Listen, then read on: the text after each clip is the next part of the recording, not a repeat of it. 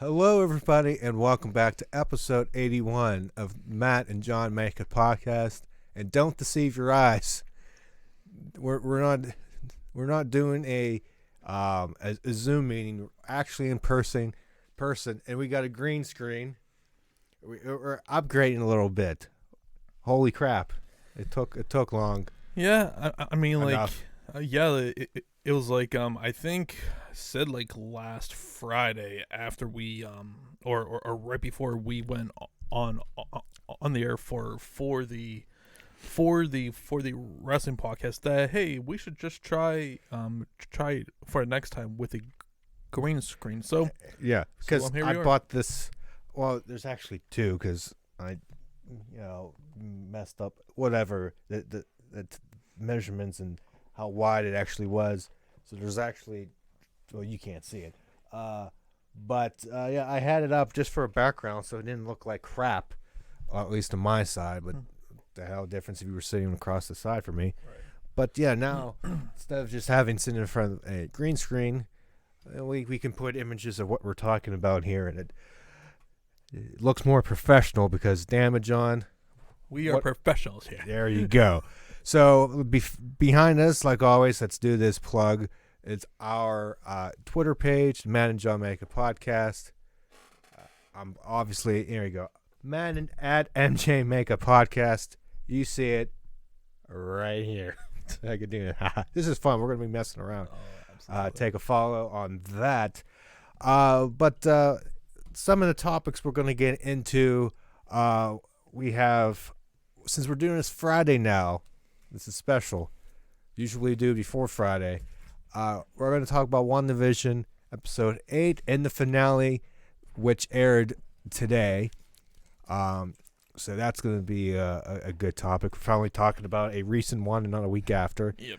I'm going to talk about UFC 259 that happens tonight, Saturday. Yep. Again, depending on when you watch this.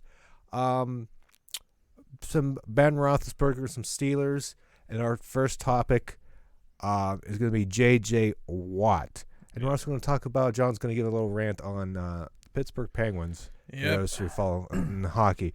But like I said, the first topic is J.J. Watt. And boom, right behind us. Don't you love technology, John? Look at that, man. Look at that. That is beautiful. Now, J.J. Watt, man, I gotta say, with all of the speculation, and by the way, just the whole entire shit that was going on with him, where everyone on Twitter was just trying to pick up any sort of like hints or clues. Like I couldn't tell you how many Steeler fans were like, oh, like he has black and gold barbells or like in like some way it's like connected with the Steelers. So he's definitely coming there. But it turns out he did not sign with the Pittsburgh Steelers. No.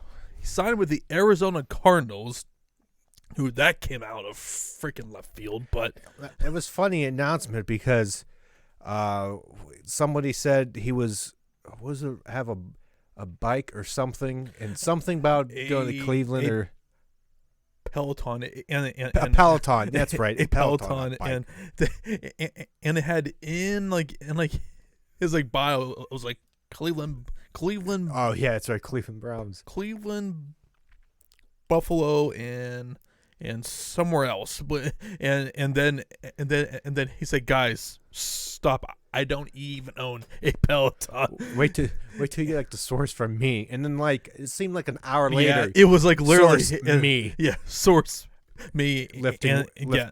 He was lifting weights with Arizona Cardinals attire on. Right. So he signed. What is it? 2 years. Or 2 years, 15 million? No, or 30 million. 2 years, 32 million, and 23.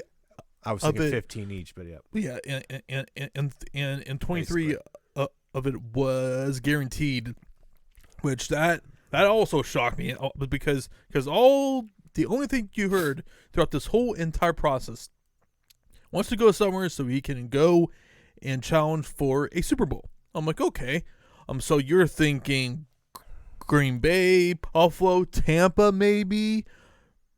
He goes to Arizona. who I'm not exactly sure is a Super Bowl contender. I mean, I think they're on the up and up. They're on the up and up. It's a good piece. They are a solid team.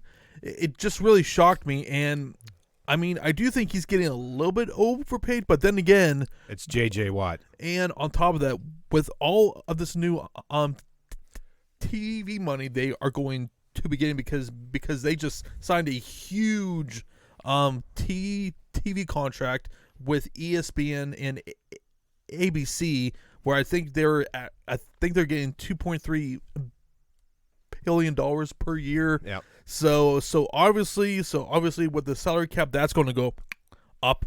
So now the question is, where does this place the Arizona Cardinals at? And to be perfectly honest, man, I mean, I think even before this deal, they were kind of like right there, in the NFC West. But at the same time, too, man, with the LA Rams, Seattle Seahawks, and the San Francisco 49ers, when a completely healthy San Francisco 49ers team, it's going to be a really hard time to get 8, 9, or 10 wins there, but definitely having him on the same line as a Chandler Jones definitely is going to be helping them out there.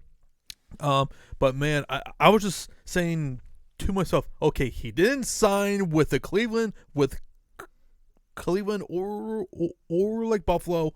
I'm completely happy. So honestly, I didn't even really care, just as long as it wasn't going to a team who was going to greatly affect us, you know? Right. So, yeah, to be selfish, that was Arizona was kind of in left field, so that's great for them. I think they'll sneak into the. I think they'll be in the playoffs. I think it's going to be a very competitive division by far. By the way, like you see on Twitter of like him, Derek, and like TJ, they were on a like frozen lake or something, and they were like taking baths. taking TJ ice baths. I'm like, you guys are freaking insane. But man, but like that went freak viral. I mean, it was just like man, these like Watts, man, they are built a little bit differently, aren't they? Just a bit. Now, so that was probably the second biggest form of like news this week, and more specifically, Matt, in Pittsburgh, this deal finally gets done. This had been like rumored that supposedly something was going to be getting done sometime for this week, and that is Ben Roethlisberger basically takes a like pay cut, and man, this surprised me to a certain extent. I mean, I'm not shocked that he took a pay cut. I'm shocked at like how much that he took a pay cut, like veterans minimum, essentially. Yeah, he deferred payments till I forget how that all works. Yeah, so basically they I think they have like a $10 million dead cap for next season, but pretty much this deal really helped us out because this shaved off a good $15 million off of the salary cap, which pretty much puts us right at the salary cap still. Right. I do think that we are going to be making a like cut or two, or maybe they will restructure Stephon Tuitt's contract. But I think there's more restructuring going on. Have to, because but man, like just Steelers Twitter, man, it's just every single day, I swear, like people losing their goddamn minds, and like and the topic always goes back to one singular person, Matt, and guess who that person is? Who? Juju Smith-Schuster. It's like, Yep. Yeah. oh my, it's like every single day. And like, first of all, I am not convinced that this changes anything as far as like he is concerned. I still think he's probably isn't coming back. And just based on the current state of our team and with all of the free agents though that we have, like, Yeah. like honestly, I am re-signing Cam Sutton, Mike Hilton, and like Poe Dupree before I am re-signing them. Before I am re-signing, That's fine. Yes. Juju, and that and has nothing to freaking do about his personality or The TikTok videos. Yeah, who gives?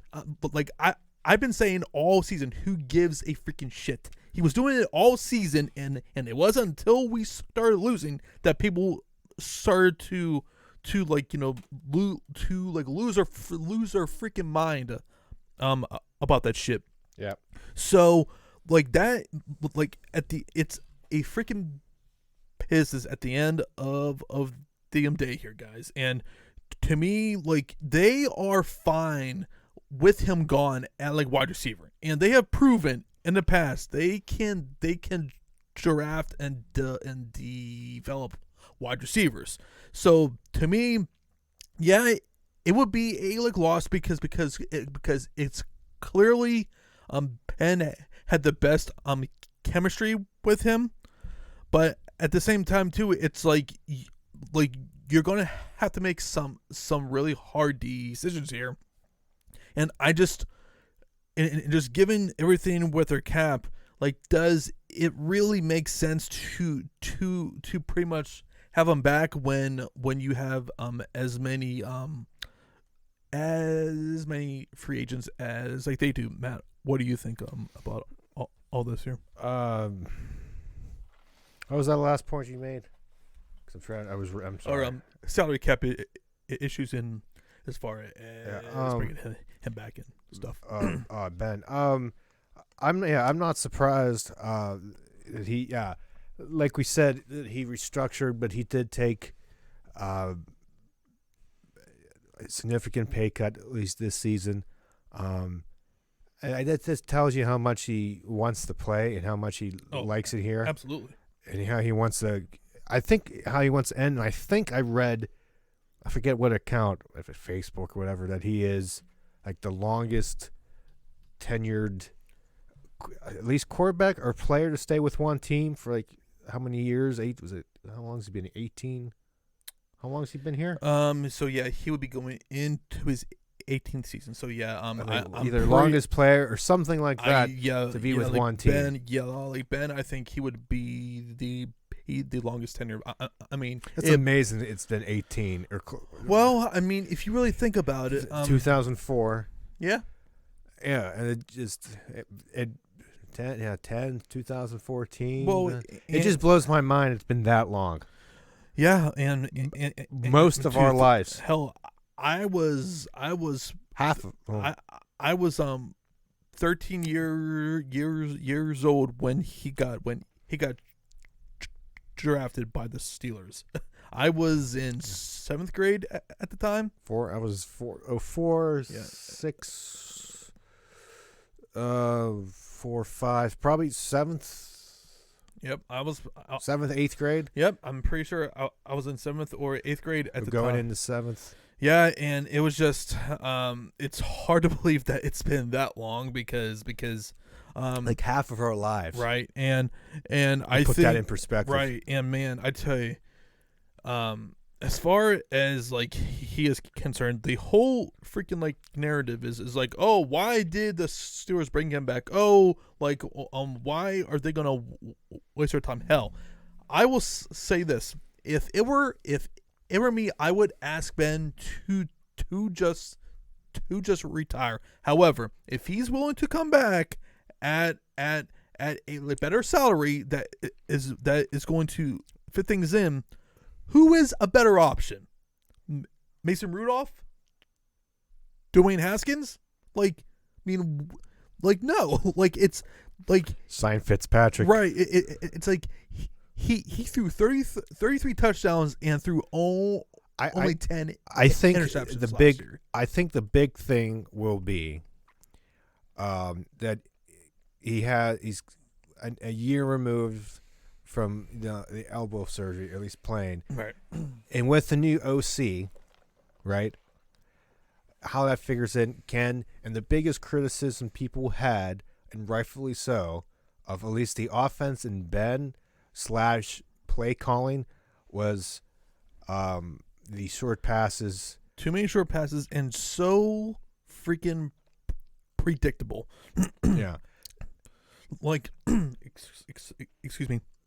And also, that offensive line, there needs to be better play there. Because if we currently look at this offensive line, the only stars who are coming back are David D Castro and like Zach Banner and probably Kevin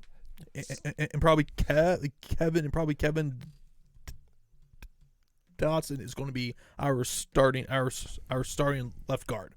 So we at the very least need a starting left tackle. And Cincinnati released B.J. Finney. Do you sign him? Yeah, and they signed a backup. Yeah, center. Yeah, he was a exclusive rights guy. So if they do sign, or if they do sign B.J. Finney, which I would be very surprised if they don't, because just well, after you got to see again what you do with the salary cap, right? And restructure, right? And I'm very interested to see who they exactly cut, because you've been hearing all sorts of rumors from Joe Hayden, who, by the way, he quote tweeted someone and he was like yeah, I can assure you I am not being cut. So I think we can probably leave off on Hayden as far as they probably possible. We're not cutting you. Right, yeah. And you could, but just I just don't think it's I think idea. A solid piece back in the secondary that you don't want to lose right now. I think Vince Williams, I could possibly see him as a cut, possibly. I don't think that it's going to happen, but I wouldn't be surprised either. There was talks of him. Eric Ebron, I think if they cut him, they would save $4 million or something like that. So it's going. That wouldn't surprise me. No. But then you have no. Yeah. You would have to probably draft, especially too, since we found out Vance, he retired. So it's okay, that puts you in the bottom, right? So I do think that they will keep him just because they don't have any other options, and that is another position, tight end. They need to get someone with in the first two or another 3 rounds. Another Heath. Or just someone who is just serviceable to where you can actually use. Because that they really have not even tried to find that next side. They really haven't tried to find a guy. We have signed guys such as Ladarius Greens and Eric Ebrons, Vance McDonald. We acquired him from the San Francisco 49ers. So they really need to actually find someone who you can expect on a year in and year out basis. Hey, he's going to be our guy there. But then again, you look at running back, offensive line, as we said, and depending on as far as salary cap cut casualties, possibly corner, safety too. This team has a lot of holes that currently on this roster right now. I think this draft should be offensive heavy. Oh yeah. The offensive line, the running back, Everybody's saying that Najee Harris. I mean, if he falls to you, sure, you think about it. But if he doesn't, I think you get a good offensive lineman. Or hell, if somehow, some way, if Justin Fields falls to you at 24, you are not hesitating. You are taking him, especially like we know this. This is absolutely going to be Ben's final year. Like, this is it. Like, I think like more so, like, Ben wanted to come back for the fans because of like COVID. He wanted a like true farewell. And I don't think he wanted to go out the way they went out. Right. And to me, I think that and you can just tell from how things were happening with Kevin Colbert, like, he wasn't even really confident that he was going to be able to even have him back. So it's like, you know, at some point, they're going to have to pick someone. And to me, if you get a like Justin Fields there at 24, who could possibly be our guy for the post Ben, I mean, I would absolutely select him. However, I do think offensive tackle, running back, I will not be angry about that at all. But I swear, if they take a freaking linebacker in the first round, I'm going to be cutting a freaking heel promo the next podcast that we have, because just they have so many other needs that I just really hope that they do not go with that there. But that is draft talk, and we're like, what, about several months? No, I think it's like 6 weeks away, actually. Really, already? Yeah, because I think it's the final week of April. That's right. I'm trying, because it was COVID thing. Yeah, yeah, that's right. Holy crap. Yeah. So yeah, that was the NFL news for this weekend. Now we move on to episodes 8 and episodes 9 of WandaVision, and man, I gotta say, this finale, awesome. And man, I gotta say something, like, as far as that is concerned, I realize just how picky people are, and two, how spoiled No, you know what it is? You know what it is? What It's always, you overhype stuff, right. and when it doesn't meet your expectations, you're like, well, how dare they not do what I wanted? Right. It's like, I'm like, guys, like yes, it would have been cool if we could have seen someone such as a like Doctor Strange or someone, but this, but we'll get into it at the end. They with two end credit scenes, teased, set up to potentially, you could go. They set up 2 movies. Well, yeah, I mean, this is going to lead right into Doctor Strange 2, and just based on how everything ended, basically Wanda is. I saw this one of your notes.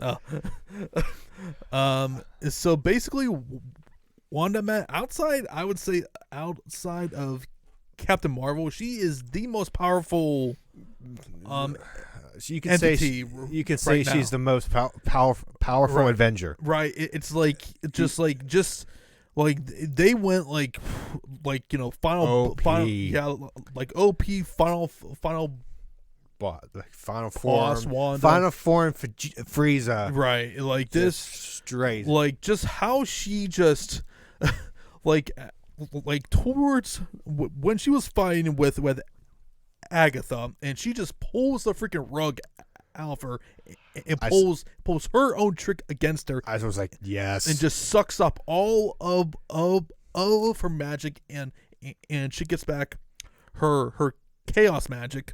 She gets and turns into Scarlet Witch. The transformation was awesome. Yeah.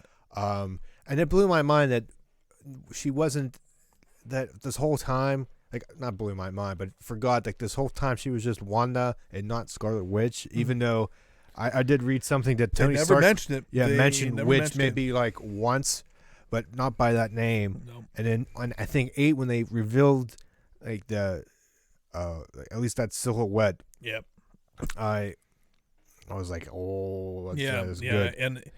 And the whole entire point of this whole series, Matt, was to give closure for her and Vision. It was and to turn the leaf, to Turner and Scarlet Witch to move forward. Right. And to me, that they accomplished exactly what they need to. God damn it, Eric. Eric, we're trying to freaking do a podcast here. Everybody, you are like messing things up. You should have accepted it and see what happens. Right. He can join. Call him back, damn it.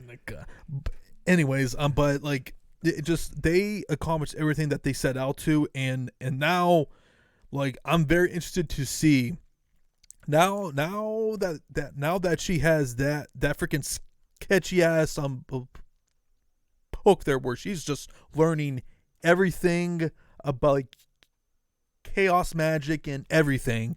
Basically, I'm very interested to see what exactly that they got for us in these films, because I think it's pretty clear they're gonna be setting something up pretty damn big.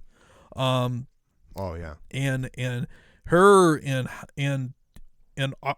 obviously, like I was kind of wondering were they gonna link her in with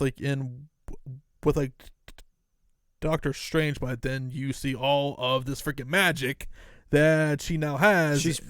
She was the female Doctor Strange. You saw that the end credit. Yeah.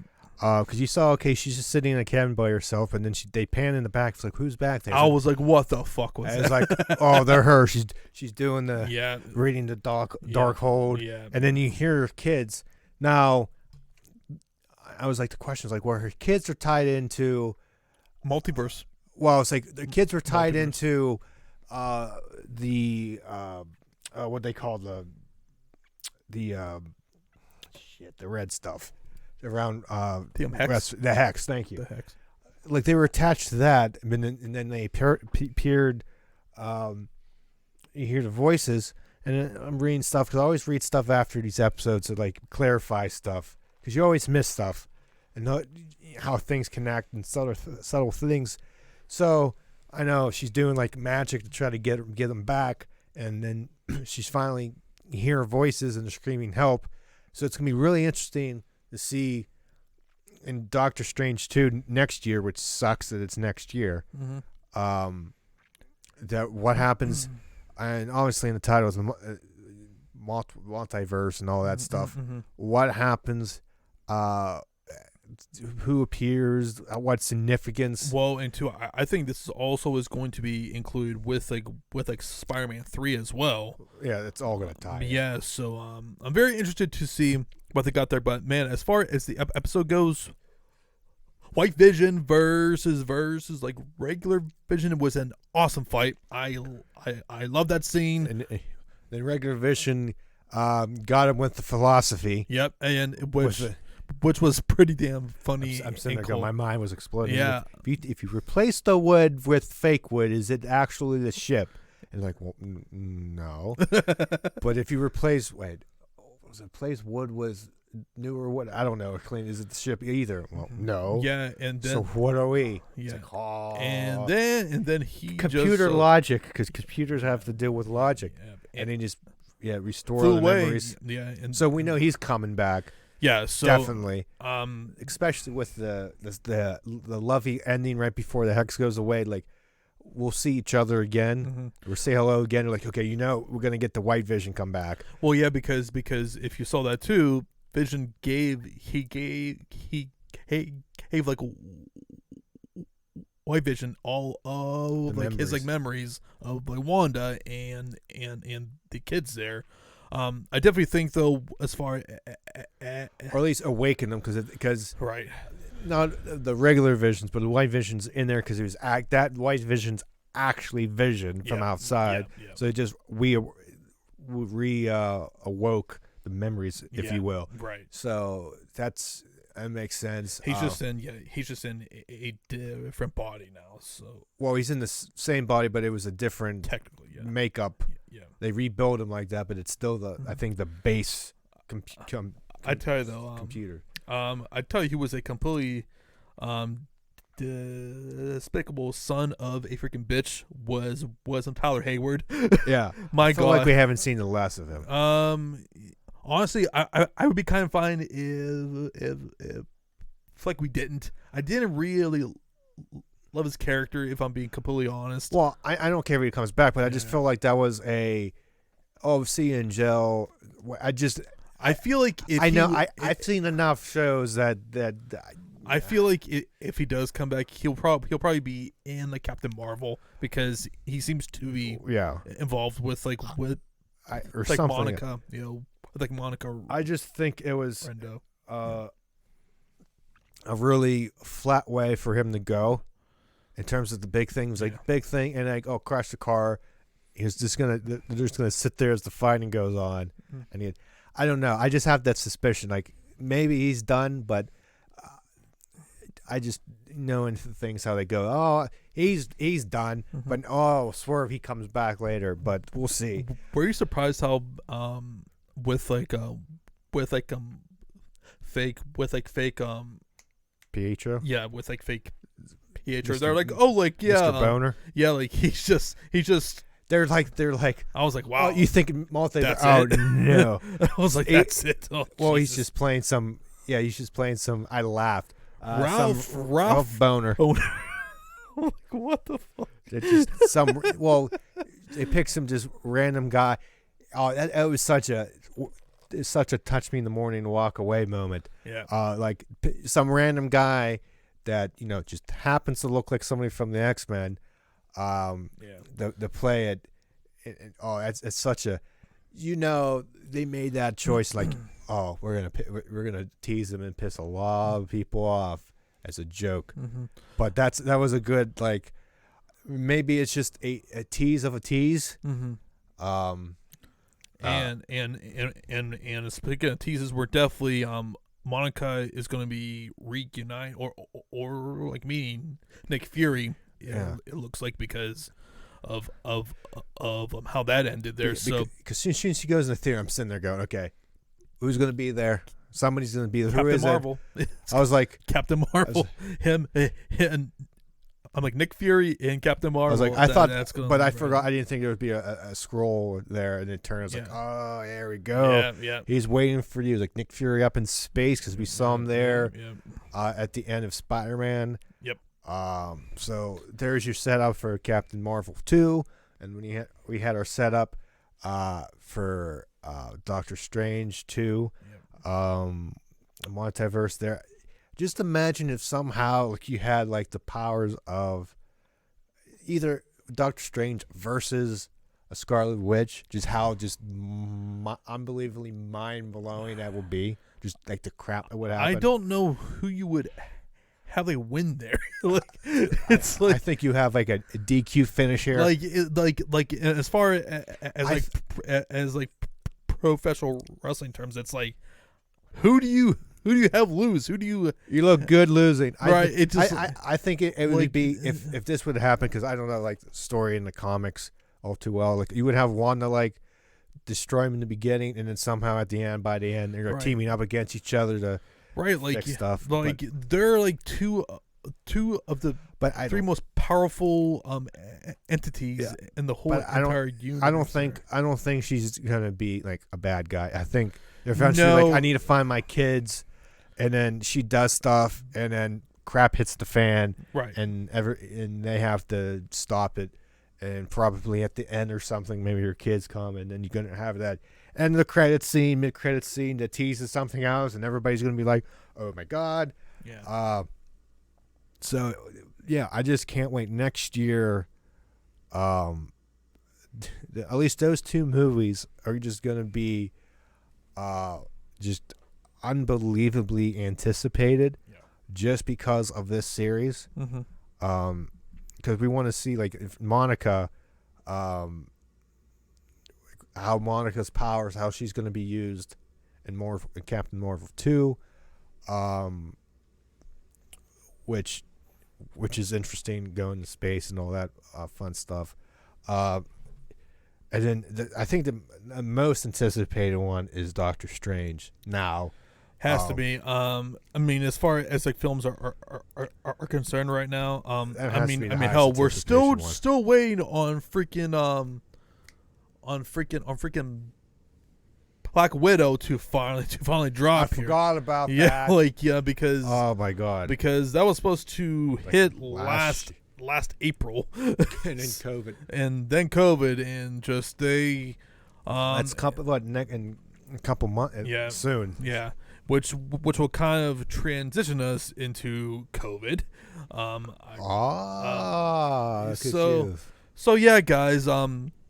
So things are definitely happening here, Matt. And something I forgot to tell you. My dad, he got his like first COVID shot. Oh. This morning. He's going back in like about 3 weeks.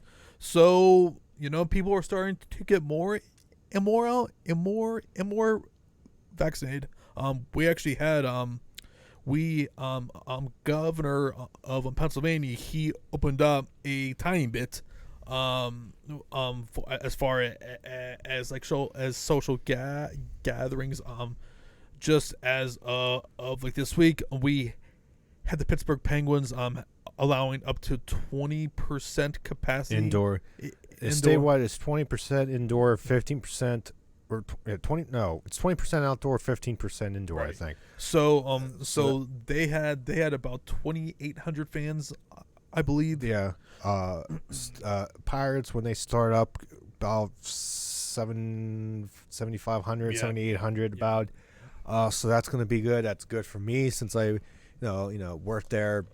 Basically part-time over the summer. Hell, I'm just happy to be able to get the chance to go to a freaking game. We freaking suck. Like, we are embracing that like tank. Again, I can't say anything. Once again, however, like, I mean, it really, like, especially last year, Matt, made me really realize how much of that I truly miss. Yeah, the summer. Just going out for on like a Saturday or like a Friday and or even during a weekday during while you're working. Right.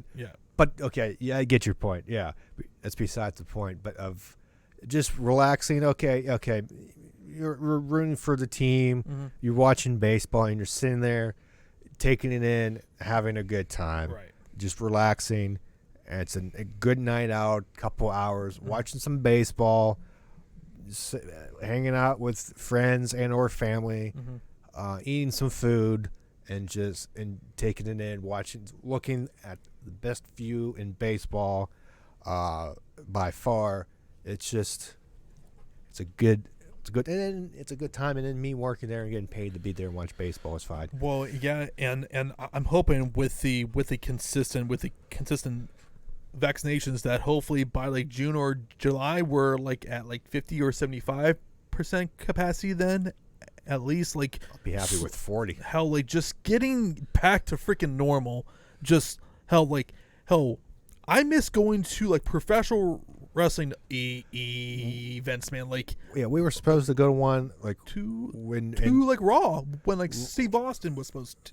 Yeah, that was. I be there too. That was our show. It was like Undertaker. I know. Austin. It was like the week after everything shut down. We were like, right. So I mean, like, and I believe that was probably our first year that we haven't gone to an event.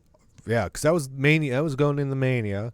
Right, and at least 9 or 10 years easily since we pretty much my first one was at least me personally, I've been first one was July of 2004. Yep.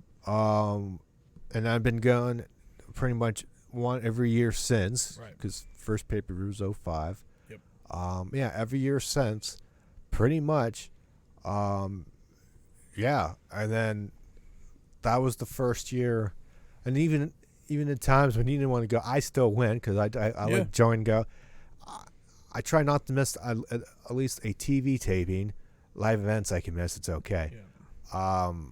Hell, like I just miss that I don't. You energy. know what? Even you know what? I'll say this now. Badly. Yeah. I guess whenever if they ever do a live event, but like hypothetically here, if it was like a live event on TV and a thing, I think I would go just to go. Same here. Just to experience Same here. it. Like I would probably go just to enjoy my hell. Like this whole ordeal has made me realize how much of that shit I freaking miss right now. Just to sit there and just watch people wrestling and have a good time. Hell, like I mean, like the first like wrestling events, whatever, I'm going out of my way to see. Hell, like Matt and I have been even talking. If things are completely open for like Dallas's WrestleMania, we're seriously considering on possibly going. Like that's like just like shit like that is what like this whole pandemic has made you realize just how much that you really should like cherish that. And I'm used to not. It's sad. I'm used to not doing anything now. Yep. But like seeing fans, at least in the Penguin games, I have been a nice transition, but that's not in the order. No. Well, it could go out. Anyways, no, because I have to change the slides here. Damn it. Anyways, womp womp. Yeah, like seeing fans for the first time on Tuesday, at least the Penguins, was just. It was weird. It was like unbelievable that it was almost a year to the day. It was a little bit off. Basically, a week away. Yeah, week from the last home game for the Penguins that played with fans. Hell, and it was a year. I couldn't. Jesus. And hell, I think too, man. We're gonna really see it on like Revolution this Sunday, where I think they're gonna have around like 1,500 fans. Yeah.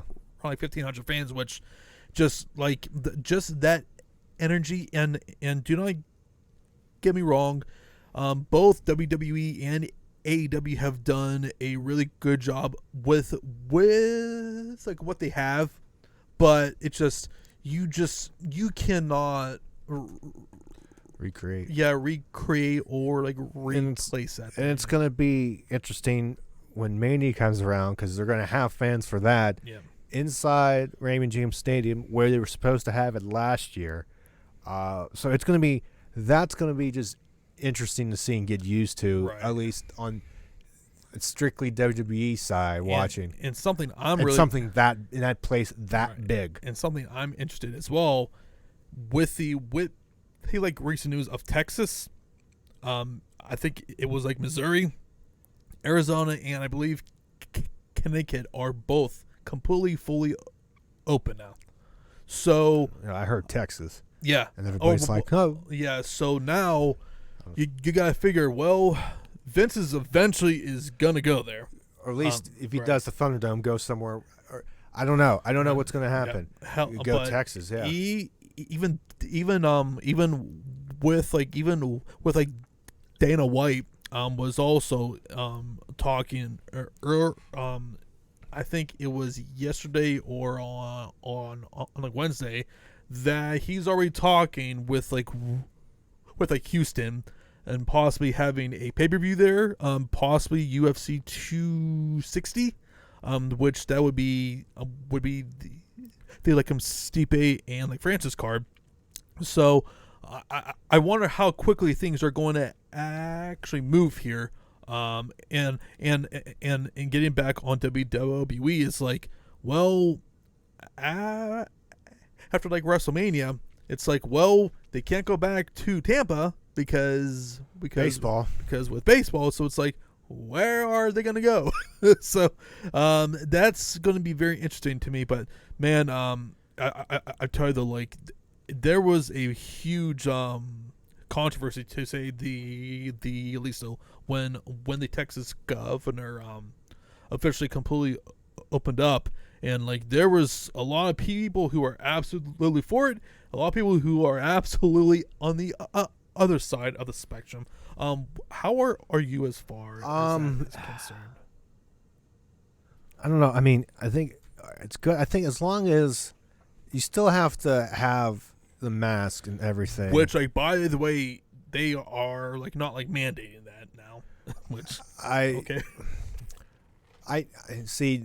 That's where I think the problem lies. If you have the if you mandate masks, I think it's okay. If you fully open up, I think if you are completely vaccinated, fine. Like I think. Well, I think there's a chance that you can still do some pass. I think if you're fully vaccinated, excuse me, I think you should still wear I think they said you should still wear a mask. I think you should just still have the mask if you want to open up 100%. For everything, full capacities. Sure. I think you still need to wear a mask. I think if not 100%, it can maybe do at least 75.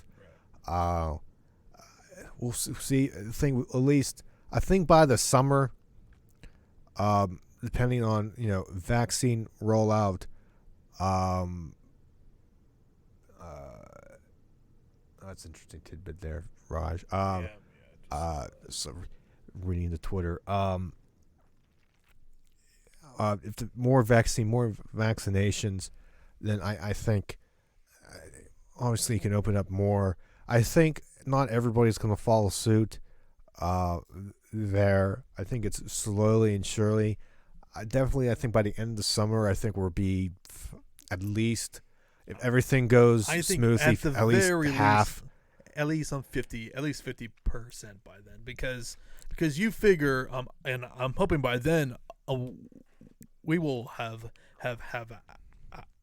our shots by then. Hopefully, I'm still waiting. A couple still working in school. Some teachers got their first one. I'm waiting until they tell me where I can go and get it, because we get the Johnson & Johnson shot. Okay. That just got approved, so who knows? Oh, so then the governor said he's only one shot then, right? For that. Is that Johnson one? Yeah. And I guess so. Because he said they're keeping that for teachers and all that fun stuff. So I'm gonna wait till school. In our BV intermediate unit says you can go here and get this, hopefully free of charge and stuff. So I'm waiting for that because I'm not calling. And I tell you, my dad had a freaking hard time finding a spot. Like that's why I'm not going through that. Yeah, and it got so bad to where my sister posted something on Facebook just asking, hey, I saw that. Yeah. Does anyone know of any spots to where we could possibly go to? And we finally found one. And my dad, he got vaccinated somewhere near the airport. I forget where exactly, but yeah, he went down there for this morning, and my grandmother, she's going on Monday. So slowly but surely we're getting the freaking ball finally rolling here. As far as that is concerned. Yeah. So yeah, so we're going to pivot now into some UFC 259 talk, and that is a beautiful background there, man. I don't own the rights to this picture. I want to put that out there. I don't own the rights. Okay. Any of these pictures. Yeah. I'm going to put that in the description. Yeah, you should probably do that. Yeah. So yeah. Thank you. Yeah, but UFC 259, which is being headlined by Israel Adesanya versus Jan Blachowicz for the. Say that 5 times fast. Yeah, I'm not gonna even try. And for the light heavyweight championship, we also have Amanda Nunes versus Megan Anderson, and also Peter Yan versus Aljamain Sterling. So yeah, I am pumped up for this card. I was praying to the MMA gods that we had no COVID issues, no freaking injuries, no weight issues, which so far so good. We are Friday night at 7:03 p.m. and so far so good. So hopefully that all stays the course, which supposedly, man, there is 15 fights on this card, which Jesus. I was like, Jesus Christ. So yeah, it's a pretty loaded card. Easily is probably or no, it pretty much is their most stat card from top to bottom. And I'll start at the very top. Jan versus Izzy, very intriguing fight. Now the whole story this week has been how much is Izzy going to be weighing in for this year, and he weighed in, I think, at like 200.5 pounds. He had been talking earlier in the week that he might possibly weigh in at like 193. Obviously that hadn't happened, and so that is going to be the question is how much is that going to play a factor into the actual fight? Honestly, I don't think it's going to matter too much. I do think it's something to keep an eye on for sure. But as far as I just look at this stylistically, Izzy, I think, has every advantage here. It's just the freaking power of Leon is just, it's something to not ignore. And as we saw in his fights against Corey Anderson and against Anthony Reyes, he has one hit power that will put you to sleep. And that cannot be ignored there. But I just feel with Izzy's fight IQ, his speed, and just how technical he is as a striker, I feel like he's just going to be way too much. I'm not exactly sure how often Jan is going to be able to actually hit Izzy here. So I do expect that Izzy is going to like become a double champion here, which I think he would be the like fifth UFC fighter to win two titles. I believe that is. It's here somewhere. Hang on. I want to say he would be the. I just read it. Fifth guy. Yeah, fifth double champion in UFC history. Okay, so yeah, and if he were to win this year, this would be it would be very interesting because he has said that pretty much win or like lose, he's going back down at like 185, and he will be defending his like middleweight title. So at least for that, or for after like his fight, that is his current idea as far as that is concerned. Now, do we possibly see a fight with him and John Jones? I don't see it happening anytime soon, especially since like John is probably fighting whoever wins between Francis and like Stipe. So I think that's pretty much is out of the question there. And as far for Izzy, I think he probably fights the like winner if Whitaker wins over Costa, who fights who they fight on April 17th, I'm pretty sure. So I think if like he wins, that will probably be our next title fight at like 185 there. So yeah, that's going to be interesting.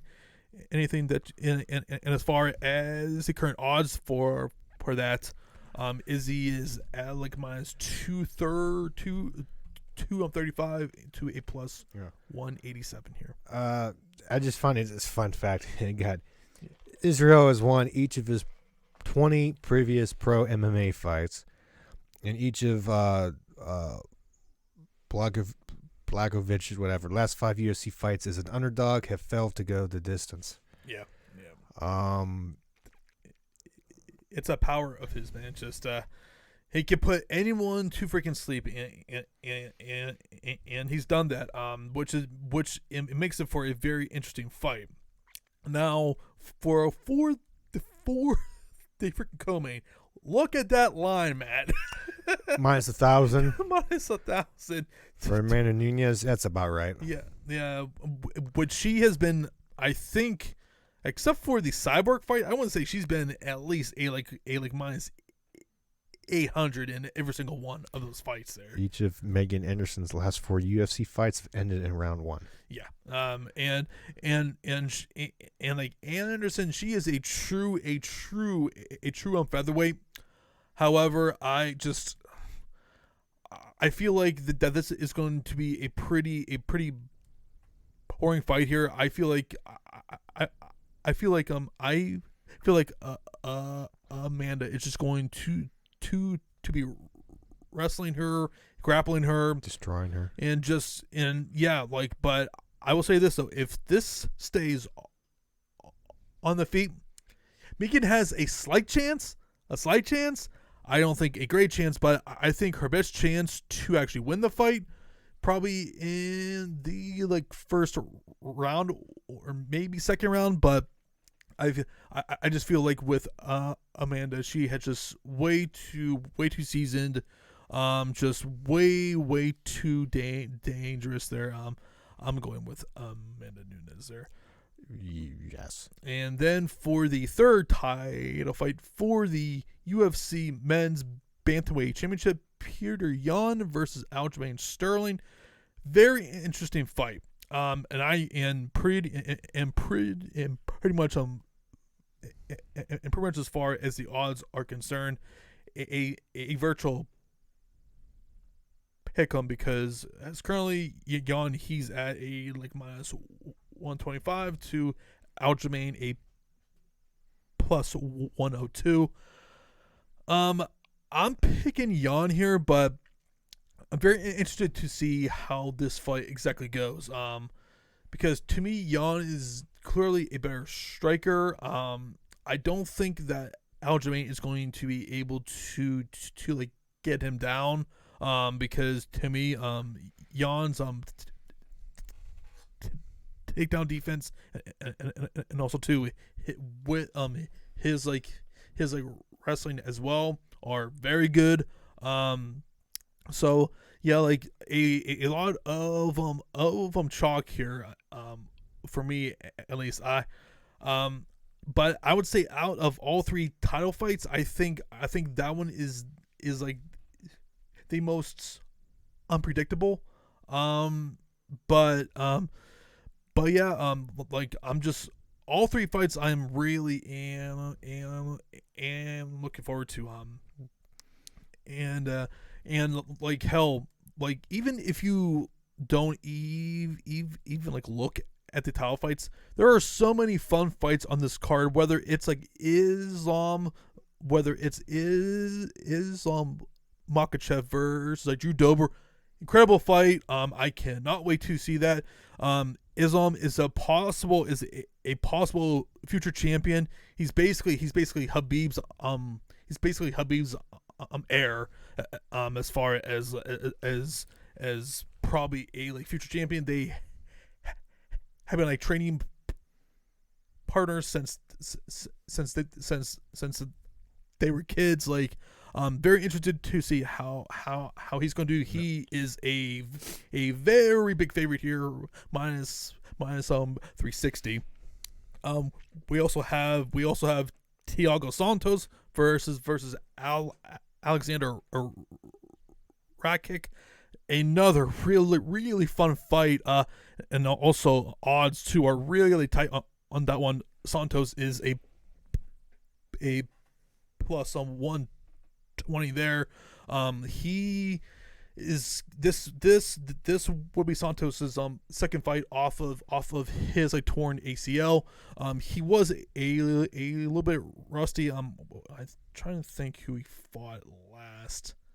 I think it was Glover, actually, where he lost to a decision, I'm pretty sure. So that should be a very exciting fight. Man, a card is stacked when Dominic Cruz is on the main event of the freaking prelims. This man has not been. This is his first fight that isn't a title fight, I believe, since 2014, which is insane. So he's fighting Casey Kenny. Slight underdog. Slight underdog. And to be perfectly honest, I don't think that it is crazy. Cruz, he's like 36 now, or like he's going to be I'm like 36 soon. Has had a ton of injuries, not as active. So it's like in Casey Kenny is an up and coming guy. So I'm very interested to see how that's going to go. And the other fight I'm looking at as well is like Joseph Benavidez. I'm trying to and he's fighting Askar. I'm not going to even try to pronounce his last name, but he's an underdog here, and he's come on some hard times. Especially with those KO losses against like Figueiredo. So yeah, really exciting card, man. I'll be gladly forking over $65 or $70 as I typically do, but I'm hoping that these fights deliver. Hopefully not every single title fight goes all like 5 rounds like they did for the last time, which, man, we were there until like at the casino until almost 2 a.m. that night. So hopefully that isn't the case there, but we'll probably be like throwing down some like parlays here and losing some more cash as I like normally do. so yeah, guys, that was UFC 259. And last thing on the agenda, Matt, as you can see from the freaking backdrop, it's pain. Oh God, man, that game on Thursday night. First 5 minutes, Matt, we're up 3-0. Everything's all good, right? Well, right. 3-1 after 1. You know, I blame myself because I wasn't home, and then as soon as I listened on the radio, it was 3-2, and I got home. It happened. So I'm sorry. Just easily the most devastating loss of the season so far. A really frustrating loss. Honestly, outside of that like first 5 minutes there, like Penn's played a shit game. August 7th. Yeah. It was playoffs. Yeah. It was a shit game. Like it just outside of Tristan Jarry, who did everything he could to have the Pens win that game, and the guys in front of him just did not help him whatsoever. I can't tell you how many guys I saw wide open in front of the freaking net in the second and third periods.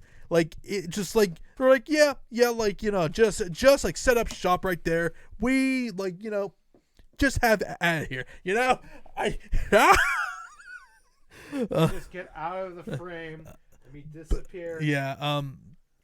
Just a really frustrating loss. As I said, and I do wonder how that's the kick in the pants of something that happened. Yes, and to be perfectly honest, I don't know what the solution is. I don't know. Like, is it a coaching thing? Is it a personnel thing? I think it's player thing. And I don't know.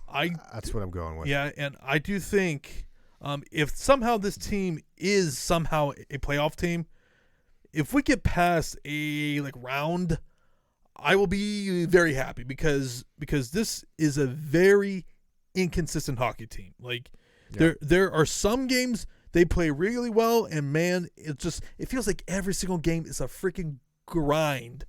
Every game, and man, just sooner or later that's just gonna wear you out. And even in if we a get shortened season, forget the overtime, it's a good chance we win because we're good at overtime. Right, and I was like, shit, but like fine, I would rather us get at least a freaking point. Get points, yes. But to get nothing was just a devastating thing, and now like they have to win on Saturday, which would be today. Mm-hmm. Like that is such an important game for them. But at the same time too, though, we still have a ton of games against New Jersey and against the Buffalo Sabres. So they really need to be taking advantage of those games there for sure. But they're putting themselves in a more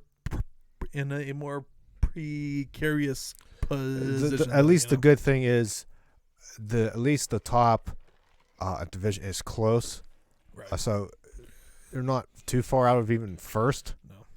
But when it comes to the end, every 2 points, well, heck, every point is valuable since it is so close. Yeah. Yeah, so it's going to be interesting to see what happens whenever the deadline is. I think it's the second week of April, I'm pretty sure. I want to say it's like April 12th or something. I'll look it up, actually. Yeah, which it's going to be interesting, at least with the new regime, with Hextall. Him and the Brian Burke. Yep. Monday, April 12th. Monday, April 12th. Yeah. That's going to be a fun Monday. Yeah, I'm very interested to see, and two, we'll find out if this team are buyers or sellers at that point, just depending on how the next month goes. I think if they're close, I'll buy all day. Yeah, but I definitely think though that some changes are going to be needed to be made though, regardless, because off season, because to me this isn't a true cup contending team right now. They have some guys they have some guys who I can see such as a Pierre Oliver Joseph, who's definitely going to be a guy for us. But man, I like a Tanev. Yep. The role playing. I'm Jari. Hell, he has played really, really well, man. It's just you could say he could one of, at least recently, one of the best playing the best. He's been our most consistent guy for the last 2 or 3 weeks. He has not been our reason for being terrible. No, it's just we cannot score. Our freaking power play, man. I don't know how. It should not be this bad. That was a lot of reason for losses. Right. It's just when you have a Sidney Crosby, Malkin, Gensel, Letang, Rust, Kapanen, there is no excuse for this power play to be. You're not going to score every time. No, but you need at least give me 25%. Hell, if you have 5 power plays, you can't score on one of them. That's a problem. I like 2 out of 5. Hell, it's just, and just 2 out of 5, just 20%, and getting consistent shots, man. That has been another issue. It's just this team, for some reason, just hates shooting the freaking puck, which drives all of us insane. You get it's like a Dr. Heckle and Mr. Hyde. You don't know what you're gonna get. Right, and but I will say though, there have been some. Life is a box. Penguins are a box of chocolates. And should I go on? No. Okay. Yeah. But I will say though, there have been some pretty good guys. One guy specifically has been Cody Ceci. Has played extremely well since the very beginning. Yeah, he's honestly been one of our most consistent guys. On the other hand, there's been guys such as Matheson and John Marino. Yeah, it's been really up and down. Marino,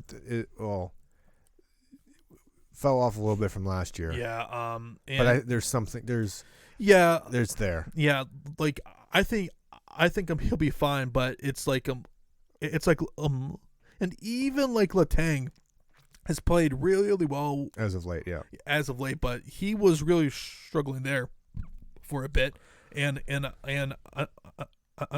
another guy I'm keeping an eye on is Brian Dumoulin, because coming back. Because man, before he got hurt, he was terrible. It was not good when he was out there. So if he comes back and he's not playing good, he's definitely a candidate to possibly getting traded. Possibly.